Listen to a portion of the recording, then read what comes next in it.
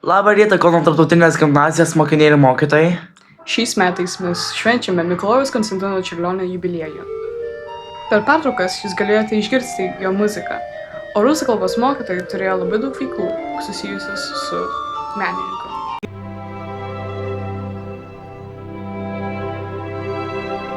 Dvyliktų ir 11 klasių mokiniai lankėsi galerijoje ir atliko užduotis.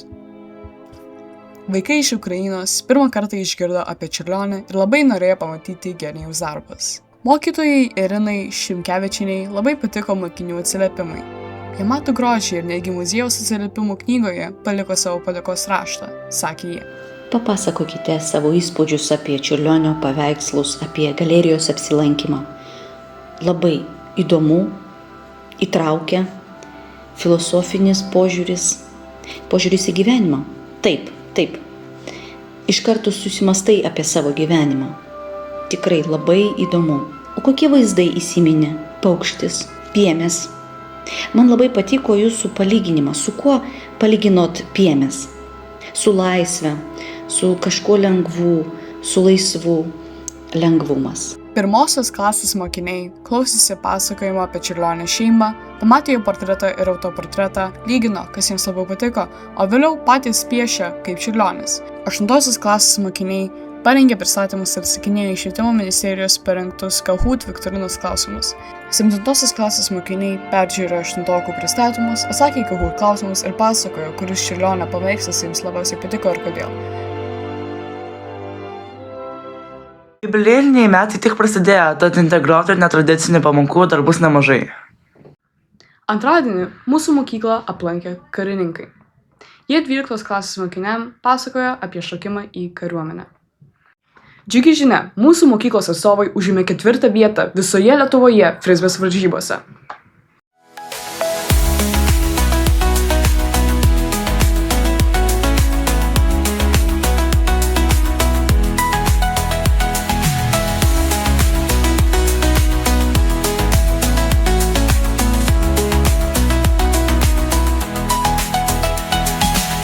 Na ir laikas pereiti prie pačios svarbiausios praeitos savaitės žinios. Brangūs mokytojai, mes nuo visos žinių komandos norime mokytojus pasveikinti su mokytojų diena už jūsų visas pastangas ir darbą.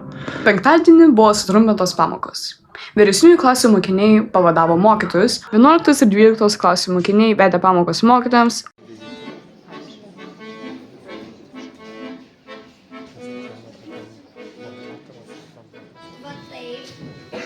Visi mato?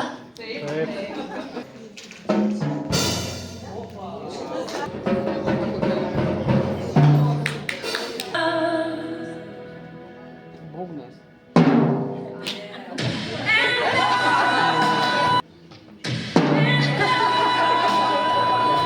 Taip pat vyko koncertas. Pažiūrėkime. Mes visi susirinkome į šventę, skirtą jums, mūsų mokytojų dienai.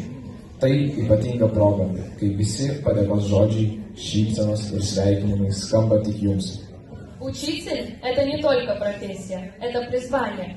Вы открываете дорогу в мир знаний, помогаете мечтать и верить в свои силы. Сегодня ваши ученики хотят сказать вам самое главное – спасибо за ваш труд, терпение и доброту. И мы дарим вам наш праздничный концерт.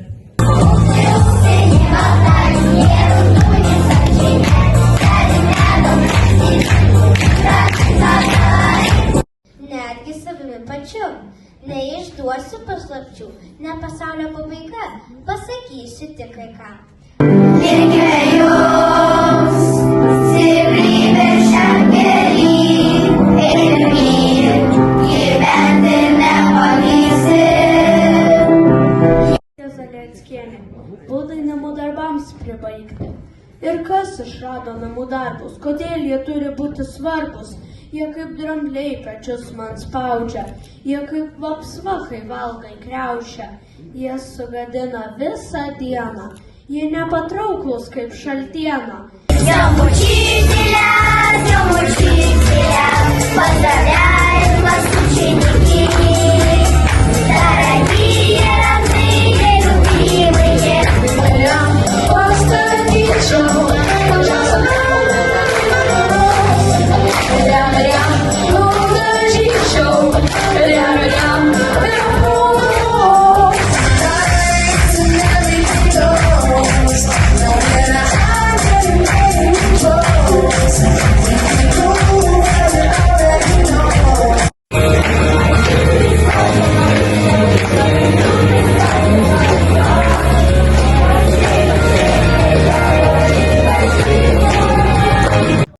O dabar žodis filialui. Geros savaitės. Sveiki. Rugsėjo 26 dieną minima Europos kalbų diena. Kalbų mokėjimas vienyje skirtingų tautybių žmonės, leidžia pažinti kitas šalis ir jų kultūras, didina mokymosi galimybės. Europos kalbų dieną minėjome visose pamokose. Taip pat kiekviena klasė parengė Europos kalbų dienai pristatymus. I know how to say words like this in Norwegian. Hello, hello, how are you? Hvordan kan du det? Have a good day. Hi, and In Lithuania, we have almost the same city as Vilnius, Yes. on the lakes. How is it called in Lithuania? O, šitą nežinau. Tai yra. Trakai, jo. Huvudstaden är Stockholm som består av 14 öar. Sverige är känt för sin vackra natur med skogar, sjöar och norrsken. Landet har ungefär 10 miljoner invånare. Mokytojas itin svarbus žmogus mokinių gyvenime. Mokytojas palieka pėdsaką mokinio širdyje visam gyvenimui. Tarptautinės mokytojų dienos proga mokiniai surengė mokytojams šventinį koncertą. Brangus mokytojai, sveikiname Jūs nuostabios šventės proga.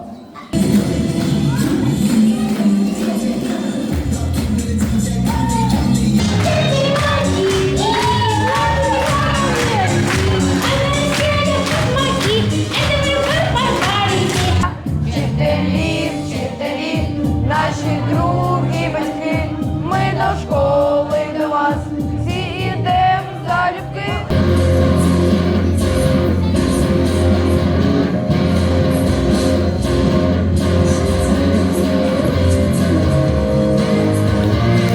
Там, де море тонет печаль, осень темная даль. Спасибо, учитель. Спасибо большое.